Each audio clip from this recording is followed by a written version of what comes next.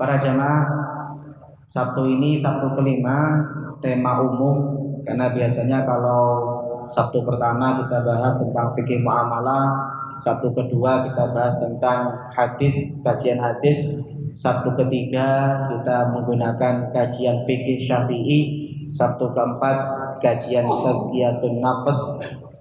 Untuk Sabtu kelima kita gunakan untuk tema-tema umum. Ini kita akan membahas tentang hukum dompet digital. Ini pernah ditanyakan, cuma belum tahqiq. Jadi sempat ditanyakan di sini, sempat saya jawab, cuma tidak begitu detail. Insya Allah kita hari ini akan menjawabnya dengan detail tentang dompet digital, mulai dari GoPay, ShopeePay dan seterusnya akan kita bahas satu persatu. Dan insya Allah nanti akan menjadikan panduan kita supaya tidak ragu lagi. Karena beberapa waktu yang lalu sempat viral terkait tentang ceramah atau kajian yang mengharamkan top up, yang mengharamkan GoFood atau lain sebagainya. Insya Allah hari ini kita akan mencoba membahas hal tersebut. Para jamaah yang saya hormati, ada 3 pembahasan penting dalam dompet digital. Yang pertama adalah ada orang yang menggunakan dompet digital itu top up sesuai keperluan. Saya dari Citraland mau ke Ampel.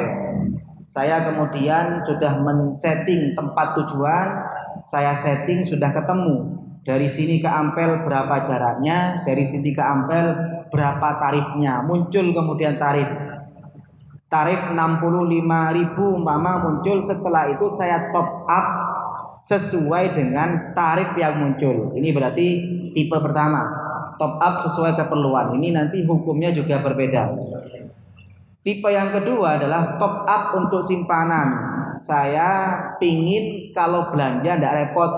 Saya pingin kalau suatu waktu kemudian mau menggunakan tidak repot. Maka saya kemudian top up senilai uang 500.000 umpama. Itu kemudian saya top up. Supaya apa? Supaya nanti kalau saya butuh tinggal pakai. Ini hukumnya juga beda. Jadi beda antara kalau yang tadi kan sudah ditentukan baru kita top up. Sekarang enggak, saya pokoknya top up nanti kalau dipakai biar enak. Ini hukumnya beda. Ada yang kemudian tipe ketiga. Tipe ketiga ini biasanya kalau sudah tanggal-tanggal tua. Tanggal-tanggal tua pingin belanja uang enggak ada. Pingin makan enak, saldo lagi habis. Maka kemudian saya tetap bisa belanja, saya tetap bisa makan, tapi nanti saya bayar di akhir. Ini yang kita kenal dengan istilah pay later. Ini juga hukumnya beda. Maka 3 hal ini adalah sesuatu yang nanti kita lihat dampaknya beda, aspek hukumnya juga beda. Oke, nah 3 hal ini insya Allah yang akan kita bahas pada pagi ini. Para jemaah yang saya muliakan, kalau kita melakukan top up sesuai kebutuhan, jadi contoh saya sampaikan tadi, saya mau ke Ampel. Saya ketika mau ke Ampel, saya sudah men-setting tempat titik jemput di Citraland. Tempat nanti titik berhentinya nanti di Masjid Ampel. Maka ketika saya setting, satu, sudah akan muncul jarak. Dari sini ke Ampel berapa di aplikasi. Setelah muncul jarak, muncul tarif. Tarif yang dibebankan oleh pemilik aplikasi dari saya ke sini sampai ke Ampel itu akan muncul umpama 65.000. Ketika kemudian saya tahu tarifnya 65.000, saya kemudian mengisi top up sejumlah uang yang tadi saya kemudian akan ambil jasanya. Akad apa ini? Sebenarnya kayak Gojek itu akadnya adalah ijarah. Ijarah itu kalau bahasa kita sewa. Saya menyewa pemilik aplikasi untuk ngantar saya menuju tempat tujuan. Ya sama dengan kita naik Bemo, naik mikrolet, naik bus, itu akadnya apa? Sewa.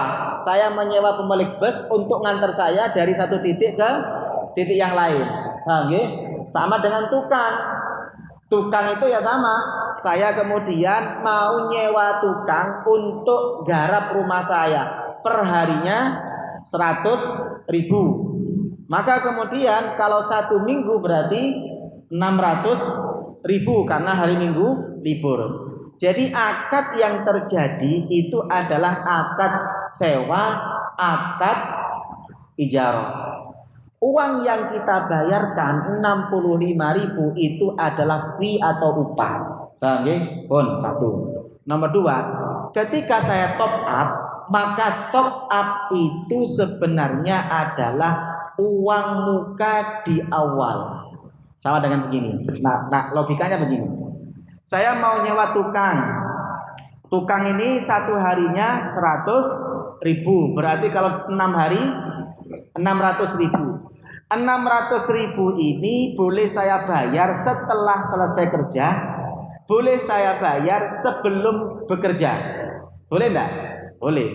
Pak, jenengan berapa satu minggu? Satu minggu 600 karena perharinya 100. Oke, jenengan kerja ke saya, ini uangnya tak kasih di awal. Boleh enggak? Boleh. Atau nanti jenengan kasih di akhir. Boleh atau enggak? Boleh. Maka kalau kita top up di awal, kalau kita sudah menentukan tujuan, tarifnya sudah muncul, kita top up sebesar tarif itu sebenarnya adalah kita bayar upah di awal. Paham ya? Jadi kalau saya top up untuk yang pertama itu berarti saya membayar Gojek untuk dibayar di awal untuk jasa yang akan saya terima. Pertanyaannya, biasanya kalau saya pakai top up itu ada potongan.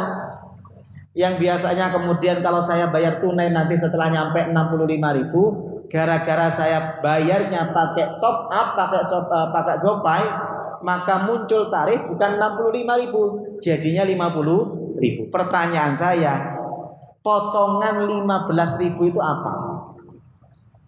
Apakah itu riba? Jawabannya tidak. Kenapa kok tidak riba? Riba itu munculnya berdasarkan hutang. Saya ngutangi orang uang, orang ini kemudian saya wajibkan untuk membayar manfaat atau lebih. Ini namanya riba. Tapi dalam kasus pertama, ini berdasarkan hutang atau enggak? Enggak, ini adalah sesuatu jasa yang harus saya bayar. Maka ketika orang yang punya jasa itu memberikan potongan, itu bukan riba, tapi lebih kepada pembebasan hak. Paham ya? Sama dengan tukang. Haknya tukang itu sebenarnya berapa? 600. Tapi gara-gara saya bayar di awal, tukangnya kemudian membebaskan haknya yang 50.000, yang cukup saya bayar cuma 550.000. Paham ya? Maka kalau kita menggunakan top up sesuai kebutuhan itu pasti halal. Karena pada hakikatnya itu adalah kita membayar upah di awal. Nah, nanti yang kedua ini yang kemudian muncul masalah. Maka ini yang tadi saya katakan, pembayaran jasa untuk jarak dan tarif yang jelas pada hakikatnya adalah upah yang dibayar di muka. Penyedia jasa diperkenankan membebaskan sebagian dari upah yang menjadi haknya. Maka potongan dalam aplikasi yang kemudian saya bayar di awal itu sebenarnya bukan riba, tapi adalah pembebasan hak. Clear ya? Dalam mazhab Syafi'i, upah itu boleh dibayar di awal, boleh dibayar di akhir. Dalam kitab Umdatus Salik wa Uddatun Nasikh karangan Ibnu Naqib Asy-Syafi'i, beliau mengatakan wa yajuzu ta'jilul ujrah wa ta'jiluha. Diperkenankan membayar upah di awal dan diperkenankan membayar upah di akhir. Dalam mazhab Hambali juga sama. Beliau mengatakan li anna ijaratal ain ka bai'iha wa bai'uha yasihhu bi tsamanin hal au muajjal. Upah itu, ijarah itu seperti jual beli. Cuma bedanya kalau jual beli itu yang dijual barang dan manfaat, kalau upah atau ijarah atau sewa yang dijual manfaatnya. Maka kata beliau, sebagaimana jual beli, saya boleh bayar uang di awal, boleh bayar uang di akhir. Saya jual beli, saya bayar sekarang, saya bayar nanti, boleh enggak? Boleh. Sebagaimana jual beli boleh, maka upah pun juga diperkenankan di awal, diperkenankan di akhir. Dalam mazhab Hanafi, dalam kitab Bada'i As-Sana'i dijelaskan falhasil annal ujrah la tumlaku indana illa bi ahadi ma'anin talatah. Kata mazhab Hanafi, kesimpulannya upah itu tidak bisa dimiliki kecuali dengan 3 cara. Yang pertama, syartut ta'jil fi nafsil aqdi, kalau ada syarat dibayar di muka. Yang kedua, at-ta'jil min ghairi syartin, yang kedua adalah dibayar di awal tanpa syarat. Yang ketiga, istifa'ul ma'qud alaih, setelah selesainya pekerjaan. Pun para jamaah yang saya muliakan, ngapunten, ini saya akan sedikit membahas sedikit. Saya tidak bahas politiknya. Ada setoran haji. Orang bayar haji, bayar umroh, itu bayar apa? Bayar upah jasa. Jadi kalau sampean haji atau umroh, berarti itu namanya jasa. Pemilik travel memiliki jasa untuk ngantarkan jenengan berangkat umroh dengan fasilitas yang sudah ditentukan. Hotelnya setara ini, makannya sekian kali, kemudian jaraknya di sana, kemudian berapa hari, dan seterusnya. Ini artinya pemilik travel itu memiliki jasa yang harus kita bayar. Maka kalau saya bayar uang umroh, itu bayar apa? Bayar jasa. Berarti kalau saya bayar sebelum berangkat, itu namanya bayar jasa di awal. Kalau saya, sekarang sudah mulai muncul ya, ada namanya umroh berangkat dulu, bayar belakangan. Boleh apa enggak? Boleh. Kalau mazhab Hanafi boleh, kalau mazhab Syafi'i tidak boleh. Jadi karena upah itu boleh dibayar di awal, boleh dibayar di akhir, maka jenengan sebelum berangkat lunas boleh, setelah berangkat dibayar lunas juga boleh. Pun haji juga sama. Kalau saya membayar uang haji porsi 25 juta, itu berarti saya bayar upah jasa di awal yang akan diberikan ke pemerintah. Pertanyaan saya, ngapunten, upah itu ketika dibayar di awal jadi miliknya siapa? Miliknya penyedia jasa. Jenengan punya rumah disewa 1 tahun, dibayar di awal 10 juta. Uang 10 juta punya siapa? Pemilik rumah, karena sudah akad. Pemilik rumah pakai uang 10 juta langsung boleh enggak? Boleh. Saya nyewa tukang 600.000 1 minggu, 6 hari. Saya bayar di awal. Setelah saya bayar, uang 600.000 itu punya siapa? Punya tukang. Oleh tukang digunakan beli, boleh enggak? Boleh. Secara fikih, saya tidak bicara politik ya, karena bukan wilayah saya. Secara fikih, uang yang kita setorkan, dana haji yang kita setorkan ke pemerintah, itu miliknya siapa? Miliknya pemerintah secara fikih. Jadi umpama pemerintah menggunakan dana itu untuk pembangunan, untuk keperluan kepemerintahan, boleh apa enggak? Secara fikih boleh. Paham ya? Untuk masalah politik bukan wilayah saya. Paham ya? Jadi kalau saya melihat kayak yang kemarin ya, heboh ya, pemerintah menggunakan dana haji. Secara fikih boleh. Kenapa? Karena ketika saya bayar 25 juta, itu saya bayar upah di awal. Dan upah kalau dibayar di awal itu menjadi haknya penyedia jasa. Paham ya? Maka oleh pemerintah digunakan bangun, digunakan apapun, itu terserah mereka, karena itu haknya pemerintah, miliknya pemerintah. Paham ya? Itu secara fikih ya. Untuk politiknya saya nggak akan bahas. Kalau saya bicaranya fikih. Jadi secara fikih boleh, mau digunakan apapun boleh. Ya sama, nggak usah repot-repot lah kalau jangan punya rumah, jangan nerima uang padahal jasanya kan belum selesai. Tapi jenengan nerima uang di awal, boleh dipakai enggak? Boleh. Paham ya?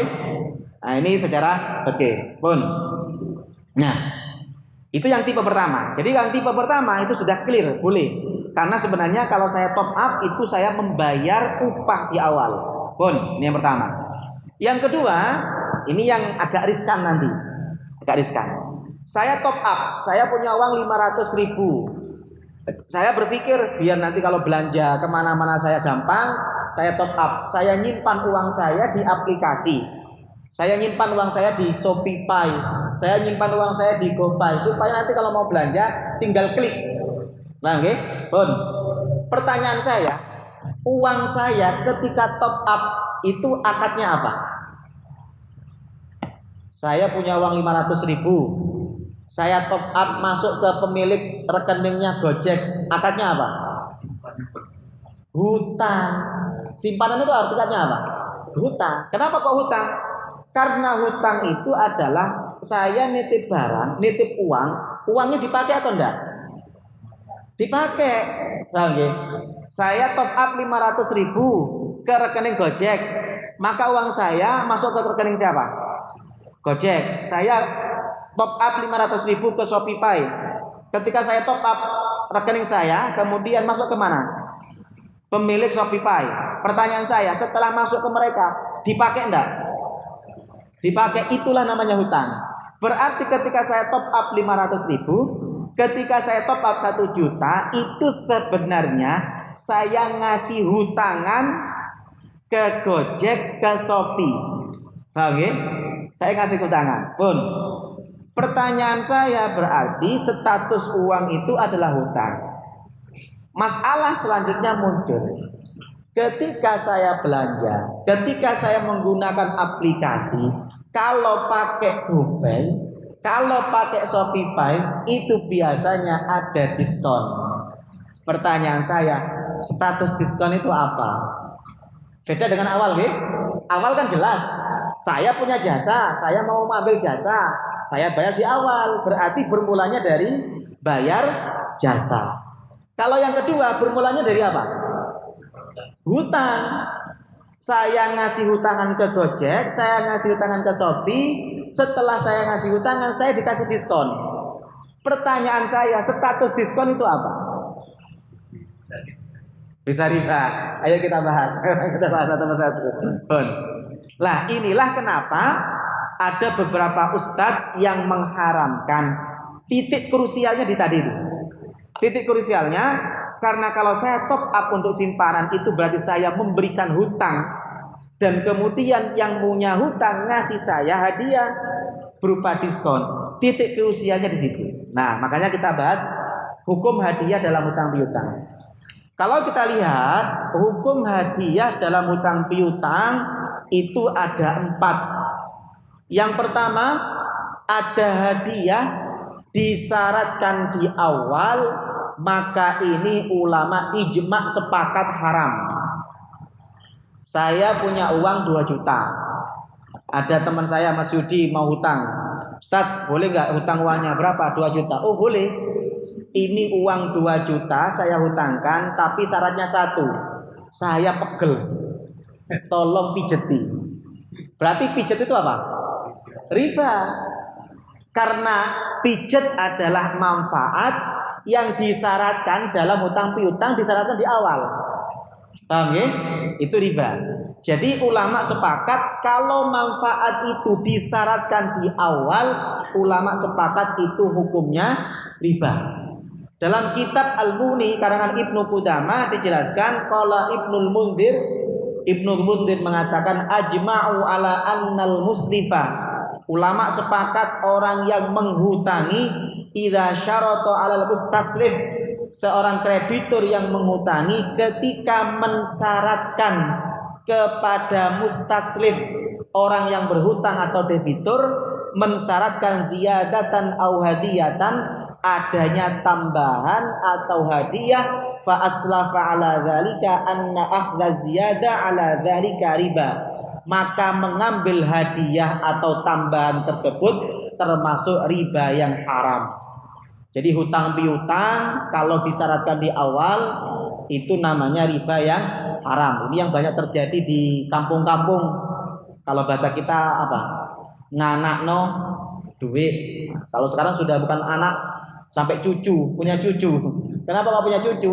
Karena nanti kalau bunganya tidak dibayar akan berbunga. Paham ya? Berarti itu ulama sepakat haram. Pun. Nggih. Mengambil manfaat itu tidak hanya duitnya. Tidak hanya duit. Pokoknya manfaat. Oh, oke. Berarti riba. Riba. Saya pikir cuma Misalnya utang 2 juta, nanti dikembalikan 2,5 juta. Nah, itu Enggak harus uang. Bisa uang. Ada yang Mas Yudi utang ke saya 2 juta, boleh 2 juta asalkan bulan depan bayarnya 2.100.000. Atau ini contoh yang kedua. Ada Mas Yudi mau hutang ke saya, berapa? 5 juta. Oh boleh Mas, enggak apa-apa. Cuma tolong sepeda motornya syaratnya tak pakai selama belum bayar. Itu juga riba. Pakai sepeda motor karena disyaratkan di awal waktu hutang, riba. Ibu-ibu biasanya mau hutang, boleh, enggak apa-apa asal perhiasannya selama punya hutang tak pakai. Maka menggunakan perhiasan itu riba. Kalau kemudian Pak Yudi karena punya banyak kebun, Pak Yudi mau hutang ke saya berapa? 100 juta. Oh boleh, asalkan tiap bulan setor ke saya satu cangkeh pisang. Maka satu cangkeh pisang itu namanya riba. Jadi tidak harus uang. Pokoknya ada manfaat yang disyaratkan dalam hutang kecuali syarat berupa jaminan. Kalau jaminan boleh, karena itu bukan berkaitan dengan itu. boleh dipakai. Tidak boleh dipakai, kecuali izin. Tapi tidak boleh disyaratkan. Beda dengan begini. Ada orang yang kemudian menjaminkan sepeda motor. Oke, saya jaminkan ini 100 juta, kemudian 100 jutanya itu, kemudian saya minta jaminan. Apa? Mobil. Lah, kemudian saya bilang, tidak ada kaitannya dengan hutang piutang. Setelah selesai, saya bilang, kalau saya butuh besok bisa nggak dipakai? Maka itu bukan riba. Tapi kalau disyaratkan, riba. Apa bedanya? Kalau disyaratkan wajib, kalau nggak disyaratkan, andaikan yang punya mobil tidak mengizini, saya nggak boleh protes. Paham ya? Itu Kalau punya mobil itu tambahin aja. Kalau mau dipakai, apa itu mogok? boleh, asalkan tidak disyaratkan di awal. Kalau disyaratkan di awal, jadi ketentuan dan wajib, itu yang ulama sepakat riba. Paham ya? Jadi tidak tertentu uang, bisa apapun yang penting berupa manfaat disyaratkan. Yang kedua, ada hadiah itu yang malah sunnah. Apa itu? Dilakukan di akhir tanpa syarat, itu malah hukumnya sunnah. Dalam hadis riwayat yang diriwayatkan oleh Imam Bukhari nomor 2305, Rasulullah bersabda, inna khiyarakum ahsanukum qadaan. Orang paling baik itu adalah orang yang tahu diri. Karena dia telah dibantu, maka dia membalas dengan yang lebih baik. Orang kalau kemudian berhutang, dia tahu diri. Orang yang menghutangi saya itu seharusnya pakai uangnya, tapi nggak dipakai, gara-gara dipinjamkan ke saya. Maka kalau saya tahu diri, bayar tepat waktu, ditambah itu malah sunnah. Paham ya? Mas Yudi hutang ke saya 2 juta. Kemudian kata Mas Yudi, saya sudah dibantu, bayar ke saya 2 juta plus 1 bungkus nasi goreng. Itu sunnah. Paham ya? Itu namanya sunnah. Pun Rasulullah sering seperti itu. Rasulullah itu di hadis yang lain, Rasulullah itu pernah membeli berhutang anak unta. Rasulullah itu berhutang anak unta, itu ditagih, nagihnya keras. Maka kemudian sahabat membelikan unta. Tidak ada unta yang kecil seperti itu, adanya unta besar. Maka kata Rasulullah, tidak apa-apa, belilah unta yang besar untuk membayar hutang. Karena kata Rasulullah, orang yang paling baik adalah orang yang paling baik dalam membayar hutang. Jadi unta kecil dibayar oleh Rasulullah dengan unta besar. Paham ya? Cuma orang yang tahu diri seperti ini sekarang jarang. Masalah hutang piutang itu orang yang tahu diri itu jarang. Enggak langsung dibantu. Sing akeh iku mek waktu utang itu ngemis-ngemis, waktu ditagih lebih galak dibandingkan malaikat maut. Maka orang yang tahu diri seperti ini sudah bisa dihitung jari ya, atau bisa termasuk manusia langka yang seperti ini. Ini yang nomor 2. Yang nomor 3, ada hutang tanpa syarat diberikan di tengah. Ada orang hutang ke saya 4 juta. Sebelum dibayar sering ngasih saya hadiah. Saya bilang, ini 4 juta tolong dibayar bulan depan. sebelum bulan depan sering ngasih saya hadiah, sering ngirimi saya bakso dan lain sebagainya. Ini yang ulama berbeda pendapat. Kalau ini sudah menjadi kebiasaan, ulama sepakat boleh. Maksudnya bagaimana Ustaz? Saya punya teman baik. Teman baik saya ini sebelum hutang sudah biasa. Kalau datang ke satu daerah pulang ngasih saya hadiah. Kalau saya datang juga sering ngasih hadiah. Pokoknya sebelum hutang piutang sudah sering. Ada lebih uang, sering ngirimi saya pulsa. Ada punya rezeki lebih, sering ngirimi saya makanan. Sudah biasa. Suatu ketika dia hutang ke saya. Kebiasaan itu tetap berlanjut. Kalau punya makanan saya dikirimi. Kata ulama ini sepakat boleh. Karena tidak ada kaitannya dengan hutang piutang. Murni karena sudah menjadi kebiasaan sebelum hutang piutang. Ini ulama sepakat boleh. Bahkan ada hadis riwayat Ibnu Majah, Rasul mengatakan idza aqrada ahadukum qardon. Kalau idza uqrida ahadukum qardon, kalau kalian dihutangi kemudian dikasih hadiah au hamalahu ala dabbah atau kemudian digonceng di kendaraan, maka kata Rasul jangan terima hadiahnya, jangan mau digonceng kecuali sudah menjadi kebiasaan sebelumnya. Jangan punya teman biasa kalau mau pergi itu mampir dulu ke rumah saya untuk gonceng saya. Setelah itu hutang dan tetap berlanjut, maka boleh. Tapi kalau tidak boleh. Ini hadis. Nah, betul. Kan bedanya tadi itu, bedanya kalau sudah jadi biasa kan tidak ada kaitannya dengan hutang. Karena sebelumnya sudah terbiasa. Masalahnya nanti yang keempat, tidak ada syarat dilakukan di tengah-tengah tanpa kebiasaan. Paham ya? Ada orang tidak pernah ngasih saya hadiah, baru hutang ke saya 4 juta, dibayarnya 1 bulan. Di tengah-tengah itu kemudian dia ngasih saya hadiah. Ini yang ulama khilaf. Mayoritas ulama Hanafi, Maliki, Hambali mengatakan haram karena khawatir itu semacam sogok supaya nggak ditagih. Paham ya? Tapi mazhab Syafi'i boleh.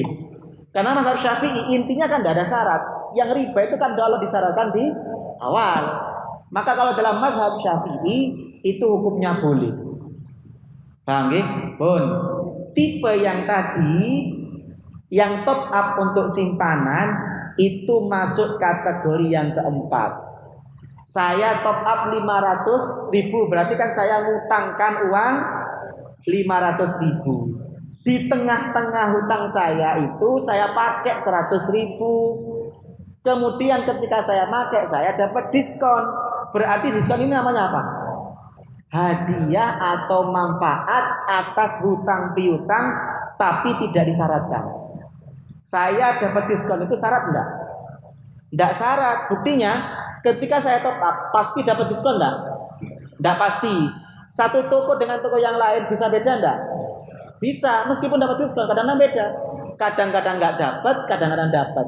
Kadang-kadang dapatnya antar toko beda, berarti bukan syarat. Berarti kalau saya top up diskon itu bukan syarat. Maka tidak masuk kriteria yang pertama, tidak masuk kriteria yang kedua, masuknya kriteria yang keempat. Paham ya?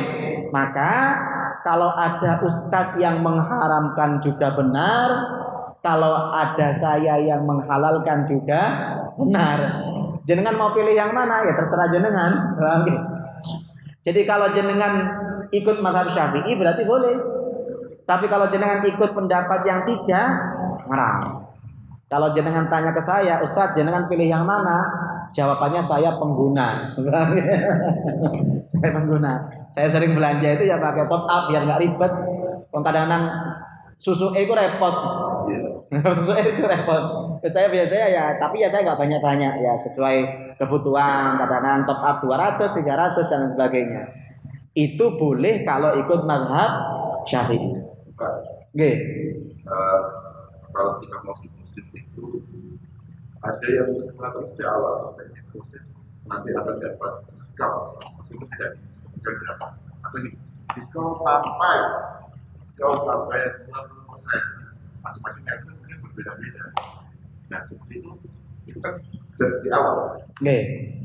Kalau hanya iming-iming tidak pasti itu bukan syarat namanya. Jadi paham ya? Jadi kalau iming-iming tidak pasti sama dengan di dalam mazhab Syafi'i. Ada orang yang di masyarakat itu biasa. Kalau ada orang hutang pasti dikasih lebih. Tapi tidak menjadi syarat. Pokoknya biasanya KI. Maka kalau dalam mazhab Syafi'i kebiasaan yang seperti itu tidak menjadi syarat. Paham ya? Saya hidup di masyarakat. Kalau hutang piutang itu pasti ngasih lebih. Biasanya kebiasaan di masyarakat masih lebih. Cuma ketika saya hutang tidak ada syarat. Artinya orang yang hutangi tidak mewajibkan. Jadi andaikan saya tidak ikut kebiasaan boleh. Maka kata mazhab Syafi'i kebiasaan itu bukan syarat. Maka diskon itu bukan syarat. Kenapa kok bukan syarat? Satu, beda-beda. Nomor dua, saya yakin meskipun di awal ada iming-iming tidak semuanya dapat. Paham ya? Ada iming-iming diskon sampai 20%. Coba nanti jangan aplikasinya. Tidak semuanya. Ada beberapa merchant itu malah nggak dikasih sama sekali. Berarti kan bukan syarat. Tetap kembali kepada kaidah yang keempat. Paham ya? Jadi ya jangan kalau mau pakai ya berarti ikut Syafi'i. Kalau yang nggak mau pakai ya berarti ikut Hanafi, Maliki sama Hambali. Dan semuanya punya pendapat dan dalil yang kuat. Yang salah itu kalau saling mencaci. Yang mengharamkan mengatakan yang menghalalkan itu sembrono, yang menghalalkan mengatakan yang mengharamkan itu radikal. Itu yang kemudian tidak ada habis-habisnya. Paham nggih? Pun. Lanjutnya. Nah, nggih. Sekarang ya kan misalnya yang berkaitan sekarang ada aplikasi itu hujan itu tidak berdiskon itu atau tidak kamu saya baru pakai aplikasi ini saya dapat voucher misalnya tapi itu kan saya kata itu mungkin saya posisi voucher ini apakah masih terus kemudian malah dia itu masih ada kepentingan sama dan tidak ada kepentingan saya kamu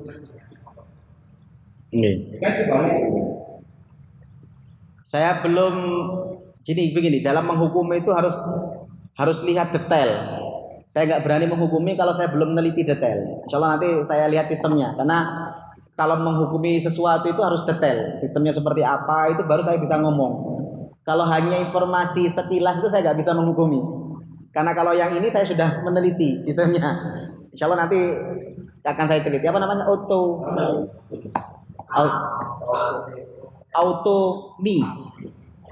Automi. Coba nanti saya cari. Saya ingin lihat dulu sistemnya, baru saya bisa bicara hukumnya. Paham ya?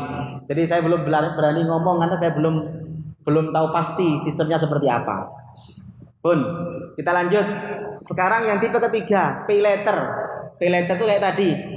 Tanggal tua, tidak punya uang, nggak punya saldo, tapi tetap ingin belanja, tetap ingin makan enak. Nah, kalau kita menggunakan pay later itu beda dengan top up. Kenapa? Pay later itu berarti saya hutang ke pemilik. Jadi kalau top up itu saya yang menghutangi, tapi kalau pay later saya yang hutang. Permasalahannya, kalau jenengan menggunakan pay later itu sudah ada ketentuan. Benar apa enggak? Ada. Kalau nggak bayar per harinya nanti denda sekian. Berarti pay later itu adalah hutang piutang disyaratkan ada manfaat. Hukumnya apa? Riba masuk kategori pertama, ulama sepakat. Paham ya? Maka untuk pay later saya juga sepakat haram. Karena memang ada ketentuan pasti itu. Kalau jenengan tidak bayar pasti ada. Saya pernah punya teman itu yang neliti. Dia itu neliti belanja sekian tidak dibayar-bayar teman. Sengaja ingin neliti seberapa besar sih bunganya. Itu teman saya neliti itu satu minggu itu hampir 20%. Kalau nggak dibayar. Itu sudah jadi ketentuan wajib. Maka hukum pay later itu haram. Paham nggih? Clear nggih? Clear pun. Nggih. kalau nilai itu dan ingat tidak dia tahu persen. Ya, sama dengan Pak Putri. Kalau bisa dihindari. Kenapa kok kalau bisa dihindari? Karena kita nggak bisa menentukan masa depan. Contoh, saya mau pay later. Saya ada uang yang mau saya buat untuk bayar, ternyata gagal, ada masalah, maka terkena riba. Sama dengan kartu kredit. Siapa yang bisa memastikan kita bisa bayar tepat waktu? Iya, banyak molornya. Maka mau nggak mau itu seperti orang yang tinggal di jurang pemisah gitu loh. Jadi kalau bayar ya selamat, kalau nggak bayar nggak selamat. Kalau saya pribadi mending dihindari. Kecuali jangan punya auto debit yang pasti akan terdebit. Nah seperti itu. Jadi kalau saya pribadi, karena kita nggak bisa memastikan apakah memang pasti saya bisa bayar tepat waktu atau tidak. Meskipun hutang piutang itu yang namanya riba itu kalau ada tambahan. Kalau nggak ada tambahan ya nggak riba. Jadi kalau umpama dibayar tepat waktu, tidak sampai kemudian ada tambahan, ya berarti bukan riba. Karena prinsip riba itu fa in tubtum falakum ru'usu amwalikum. Riba itu adalah kalau kalian tobat ambil pokoknya. Makanya saya ada kritik juga pada, saya nggak nyebutkan merek, ada gerakan yang kemudian anti riba. Itu apa yang kemudian saya kritik? Satu, kadang-kadang mereka tuh tidak mau bayar. Orang hutang riba tetap wajib bayar enggak? Wajib. Yang enggak wajib itu ribanya. Jenengan hutang ke saya 100 juta, saya pakai riba, wajib bayar enggak? Wajib, itu hak saya 100 juta. Ribanya yang jenengan enggak usah bayar. Paham ya? Lah kadang-kadang terlalu, akhirnya enggak dibayar semua. Itu juga dosa. Paham ya? Karena hutang riba itu hutangnya wajib dibayar. Ribanya yang kemudian haram dan tidak wajib dibayar. Paham nggih? Pun, itu pay later. Nggih.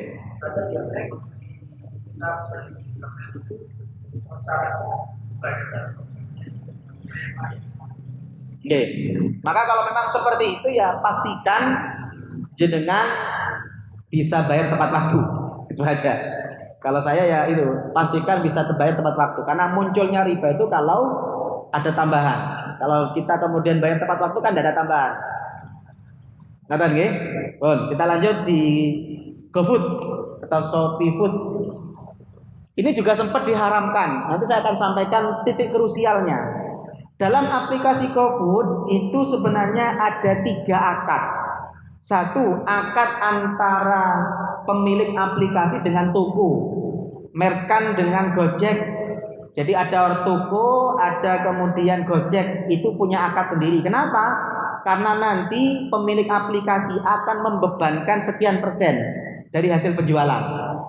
Biasanya 20 sampai 25. Makanya kalau jangan belanja, biasanya kalau belanja langsung ke toko itu 10.000, tapi kalau via aplikasi biasanya 12.000 atau 12.500.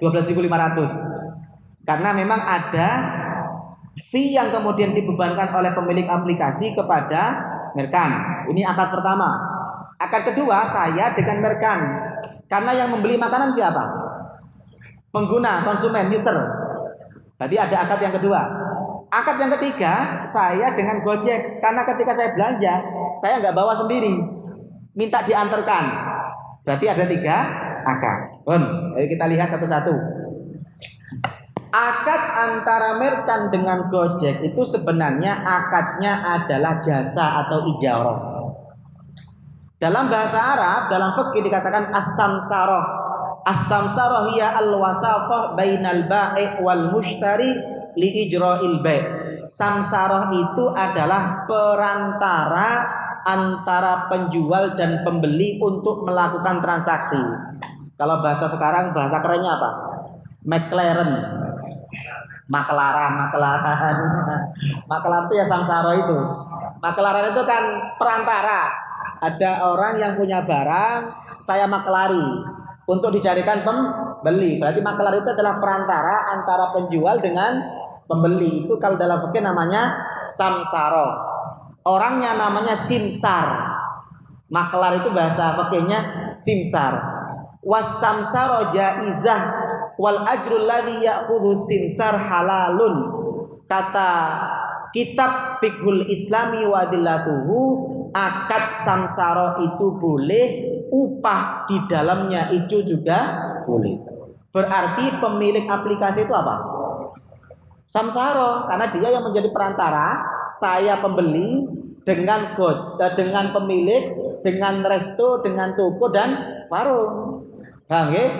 Maka beban fee 20% itu diperkenankan. Kalau bakal kembali boleh. Kalau bahasa sekarang itu contoh yang paling konkret itu apa? Konsinyasi. Ada yang tahu konsinyasi itu? Barang konsinyasi itu apa? Titip bayar kan? Saya punya, kalau di warung-warung itu kayak kerupuk. Kerupuk itu saya punya satu black. Titip Bu, kerupuk dari saya 400. Nanti jenengan jualnya 500. Nanti bayarnya setelah laku. Yaitu samsaroh namanya. Jadi diperkenankan.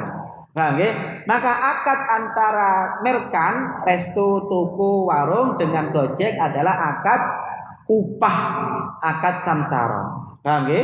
Pun. Yang kedua, akad antara pembeli konsumen dengan toko, warung atau resto. Akadnya apa? Akadnya jual beli. Isu yang muncul adalah ada dua harga. Kalau saya bayar langsung belanja ke tokonya 10.000, kalau via aplikasi 12.500. Boleh apa enggak? Boleh, karena itu pilihan. Paham ya? Jangan sampai kita menggunakan hadis. Ada yang kemudian menggunakan hadis ini. Naha Rasulullah an bai'ataini fi bai'ah. Rasulullah itu melarang dua transaksi jual beli dalam satu transaksi. Ada yang kemudian mengharamkan dengan alasan ada dua harga. 10.000 kalau belanja langsung, 12.500 kalau via aplikasi. Kata ulama, dua harga itu menjadi haram kalau di akhir tidak ditentukan. Contoh, saya punya HP. HP saya kalau tunai saya jual 1 juta. Kalau kredit 1 bulan 1.100.000, 2 bulan 1.200.000, 3 bulan 1.300.000, 5 bulan 1.500.000. Boleh enggak? Boleh kalau ditentukan. Contoh, ada orang yang beli, nggak apa-apa Ustaz, tak beli berapa? 5 bulan, 1.500.000. Berarti harganya berapa? 1. Paham ya? Maka itu diperkenankan. Maka jangan sampai salah paham. Makanya bahasa Arab itu unik ya. Kadang-kadang bahasa Arab itu tidak bisa diterjemahkan. Makanya Al-Quran itu tidak akan pernah bisa diterjemahkan utuh. Karena ada bahasa yang tidak bisa terwakili dengan bahasa kita. Contoh, kalau kita harga itu ya harga. Kalau dalam bahasa Arab harga itu macam-macam. Ada namanya si'run, ada namanya thaman. Kalau diterjemahkan sama-sama harga, tapi beda. Si'run itu kalau dalam bahasa Arab harga penawaran. Tadi 1 juta, 1.100.000, 1.200.000, 1.500.000 itu namanya apa? Si'run. Ketika saya sepakat, saya beli 1.500.000 5 bulan. Maka 1.500.000 itu bukan si'r, namanya saman. Harga yang disepakati. Itu dalam bahasa Arab ada namanya si'run, ada namanya saman. Oke? Maka kalau jenengan belanja ke pasar itu satu barang itu bisa harganya 10. Kalau nggak percaya, ada anak-anak muda itu kadang-kadang belanja di pasar, mau beli salak. Berapaan salaknya Bu? 20.000 1 kilo. Kata anaknya, Bu, salak cili-cili koyo opel cek larangi. Ibu ya pinter bisa ngomong. Nak, sampean ganteng, upili sak salak. Akhirnya sama anaknya kemudian ditawar, berapa? 10.000. Oh, enggak boleh. Kulaan itu enggak oleh. Ditawar lagi 13.000. Enggak boleh. Berarti sudah berapa harga? 2, bisa 3. Terus tawar-menawar. Akhirnya sepakat 15.000. Paham nggih? Itu satu orang, ke orang lain bisa beda enggak? Bisa beda. Maka satu barang, si'r-nya bisa beda. Si'r-nya bisa 100, tapi saman itu cuma 1. Saman itu adalah harga yang Sepakati. Paham ya? Ini antara merchant dan konsumen ya jual beli biasa. Yang kedua, akad antara Gojek dan konsumen. Saya belanja, saya nggak ngambil sendiri, diantar. Maka sebenarnya akad yang terjadi adalah akad jasa. Sebenarnya Gojek itu akad jasa, penyedia jasa. Makanya ketika kita menggunakan Gojek, fee Gojek itu berdasarkan nominal atau jarak? Jarak. Saya belanja 1 juta dengan belanja 200 sama enggak? Sama, asalkan jaraknya sama. Paham ya? Saya belanja di satu toko. Belanja barang 1 dengan belanja barang 10 sama enggak? Sama, karena berdasarkan jarak. Paham ya? Maka akadnya jasa pun. Ini yang kemudian beberapa isu krusialnya. Ada ustadz yang mengharamkan GoFood, alasannya ini. Nanti saya jelaskan. Apa yang kemudian menjadikan beliau mengharamkan? Kata beliau, ada 2 akad yang digabungkan. 1, kalau saya belanja pakai aplikasi, saya bayar tunai. Berarti saya ini punya hutang atau enggak? Punya. Saya mau belanja ke toko, saya bayar tunai. Yang bayarkan ke toko siapa? Gojek. Berarti saya dihutangi Gojek. Nanti setelah nyampe saya bayar. Berarti di situ ada hutang piutang. Nomor 2, selain saya hutang, saya juga nyewa Gojek untuk nganter. Paham ya? Maka ini yang namanya, kata beliau, yang namanya sewa itu sama dengan jual beli. Berarti dalam aplikasi GoFood itu ada penggabungan hutang piutang dan jual beli. Paham ya? Dari mana munculnya penggabungan itu? 1, saya waktu belanja dihutangi. Nomor 2, saya juga nyewa. Maka ada penggabungan hutang piutang dengan jual beli. Padahal ada hadis yang diriwayatkan oleh Imam Malik, naha an bai'in wa salafin, Rasulullah melarang jual beli dan hutang. Paham ya? Berarti ini yang kemudian dijadikan dasar haram. Ayo kita lihat, apakah benar seperti itu? Imam Malik yang meriwayatkan hadis itu, beliau mengatakan, qala Malik wa tafsiru dzalika ayyakula ar-rajulu lir-rajuli akhudhu sil'ataka bikadza wa kadza ala an tuslifani kadza wa kadza. Kata Imam Malik, yang dimaksud hadis itu adalah kalau mensyaratkan hutang piutang dalam jual beli atau mensyaratkan jual beli dalam hutang piutang. Contoh, ada orang yang mau hutang ke saya, berapa? 10 juta. Saya bilang, boleh sampeyan hutang ke saya 10 juta dengan syarat motornya dijual ke saya. Maka ini yang dilarang. Kenapa dilarang? Kembali ke kaidah tadi. Hutang piutang yang di dalamnya ada syarat yang kembali kepada orang yang menghutangi itu riba. Maka hadis tadi itu adalah untuk sesuatu yang disyaratkan. Paham ya?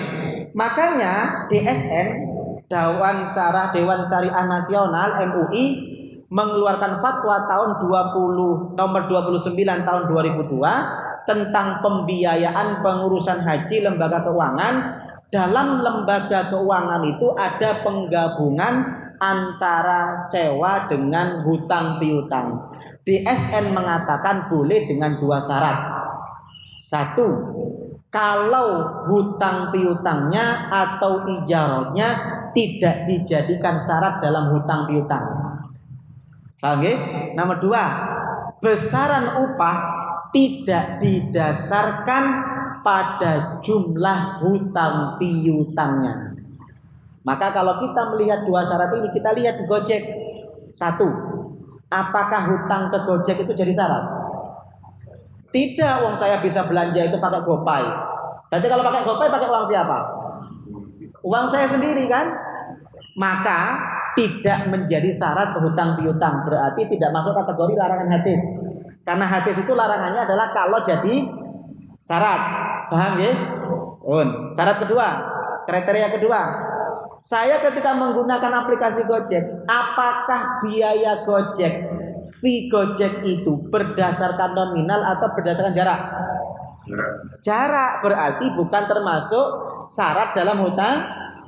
Maka kalau kita lihat realita ini, maka aplikasi itu sudah memenuhi dua kriteria fatwa DSN, diperbolehkannya sewa menyewa itu digabungkan dengan hutang piutang.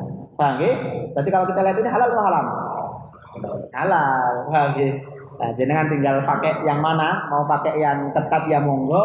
Kalau saya termasuk orang yang suka menggunakan aplikasi. Pun itu mungkin yang bisa saya sampaikan terkait tentang masalah dompet digital. Kalau ada yang mau didiskusikan lebih lanjut, saya persilahkan.